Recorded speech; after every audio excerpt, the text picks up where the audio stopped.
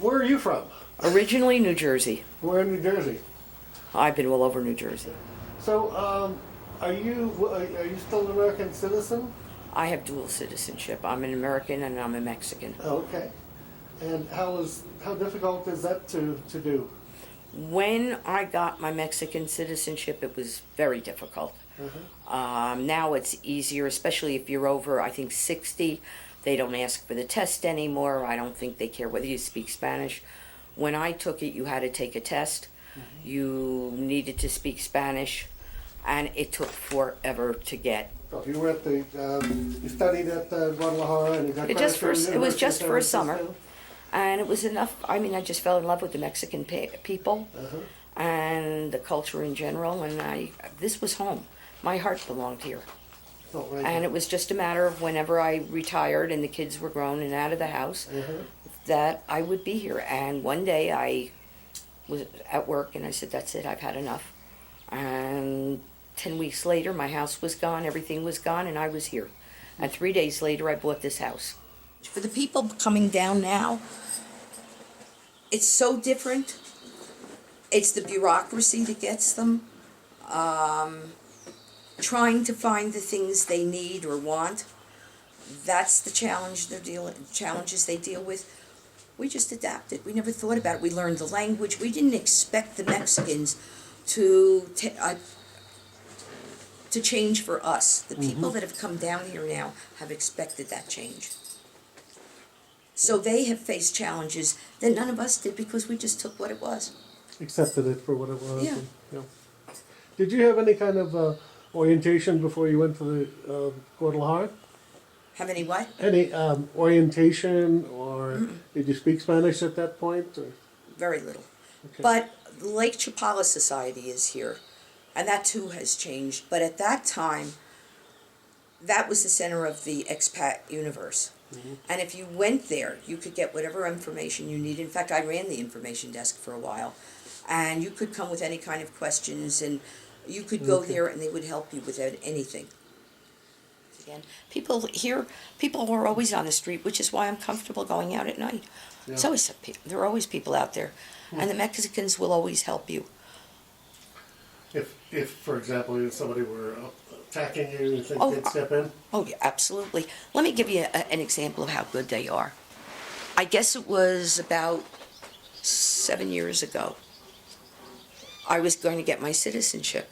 And once I had my citizenship, I couldn't have an American plated car anymore. So I decided to drive up to the border and get my car nationalized. I had just come out of a cast because I had broken my ankle. And so a friend of mine took my car to her mechanic to get it, ready for the trip. And I knew he wasn't very good, but I thought, what else am I going to do? He brings it back. It's not right. I give it back to him. And the next morning after he's brought it back, or that night, the next morning, I leave at 5:30 in the morning, heading for the border. Now, everybody'd been after me to take a cell phone. I don't have one. I don't want one. And they said, well, what are you going to do if you have a problem? I said, the Mexicans will take care of me. And they said, you got to have a cell phone. I said, what are you going to do if I'm 7 miles, 100 miles from here, and I call you? You going to come up? I said, forget about it. Anyway, I leave, and I'm doing 85 miles an hour up the highway going towards Guadalajara, and I could see that the car is running high and I'm going to have a problem. But it's still within the range of normal, so I'm going to keep going. I get to San Luis Potosi, I go in to get gas, and it drops down and it's fine. And I drive some more. I drive about another maybe 3 hours. I stop in Matawala, and I get gas again, and now it starts heading up. And I drive about another hour and a half, and I'm on a 2-lane road in the middle of nowhere when the steam starts coming out from under the hood. So I pull the car over, I jump out, I had popped the hood, and as I'm walking around it, I see I've got flames shooting out. So I come around and I reach in and I pull a bottle of water out, I put out the fire. And with that, 2 young Mexicans come running across the highway, and they said, do you need help? And I said, yes, I do. So they said, well, the guy across the street's an electrical person. They push the car over there. He looks at it, $400, 4 days to repair. and that the engine had seized, and I knew the engine had not seized. This guy didn't know what he was talking about. So I said to the young guys, got a mechanic around here? Yes, there's one down the road. How far? 1 kilometer. We'll push you down there. So we're on a little side road, and a truck comes by. He gets behind me, and he pushes me up, back over the highway and into the mechanic. Mechanic looks at it, same $400, 4 days, but he tells me it's the cellar door, which means it's the heater. And I knew he was right. There are always people out there, and the Mexicans will always help you. So what advice would you have for other expatriates considering moving overseas or coming to Mexico? Adapt. Don't expect that you're going to move to to a place that's like the United States or Canada. It's a different country. Accept it for what it is. If that's what you're going for a reason, what's your reason?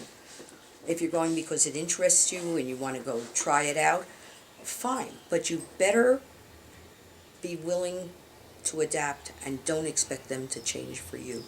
That's the mistake that people who move down here now make. And when we came down, because all of us, I don't think there was anybody that came down here around the time that I did that hadn't lived out of their country of origin or had traveled extensively, that was the other thing, and just adapted. Yeah.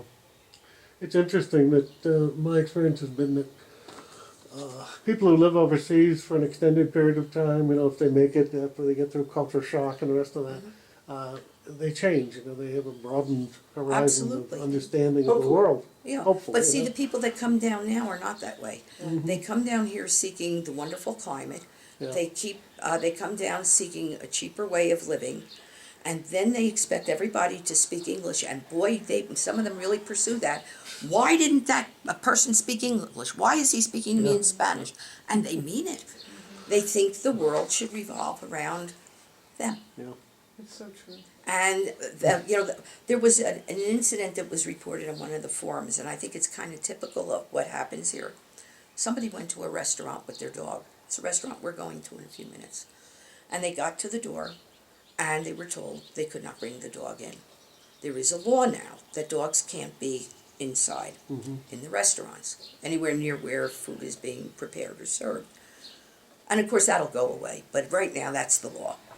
So the very lovely ladies who run that restaurant said, I'm sorry you can't come in. And they are two of the nicest people you want to meet. Person started screaming, I am going to let everybody know what a terrible place this is, and carried on like a maniac. But that's kind of an attitude, maybe not as virile as that you will find among a lot of the expats. I'm used to being able to do this. I want to do it. Why can't I do it? It's not like the United States. If I was in the States, it would be this way. It is what it is. Why aren't you there? I really feel it is more violent in the United States and parts of Canada now than it is here. Here it's drug related. It's a very specific violence. It's aimed in one direction only. It's not aimed at the foreign population. Yes, we have more robberies than we used to, and this does happen, but you generally don't get hurt in it. They come when you're not there. So, do I feel as secure as I once did? The answer is no.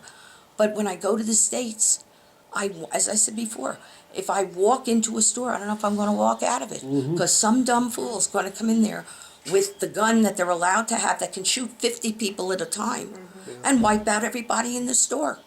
Sure. So I don't have that here. I drive into Guadalajara by myself all the time, and I go shopping and I visit or I do things. I don't worry about it. And as I told you, I started to drive to the border. Everybody said, take a cell phone. I said, why do I need it? The Mexicans will take care of me. And when I had a problem, they did. Right, I agree. If you don't speak Spanish, it is harder. And by the way, that is one of the challenges. Here you can get away with it. Go to Guadalajara, forget about it. I had to go for some tests at a lab a week ago, or two. No, it's long ago. It's almost 3-4 weeks ago. And I went, If I didn't speak any Spanish, I would have been in trouble there because I don't know whether they speak English or not, but all the information, everything else was all in Spanish. Sure. That's what they speak in this country. Yeah. And people come here and they really think they should speak English. I know. Okay, Ann, I want to thank you very much for submitting to the interview.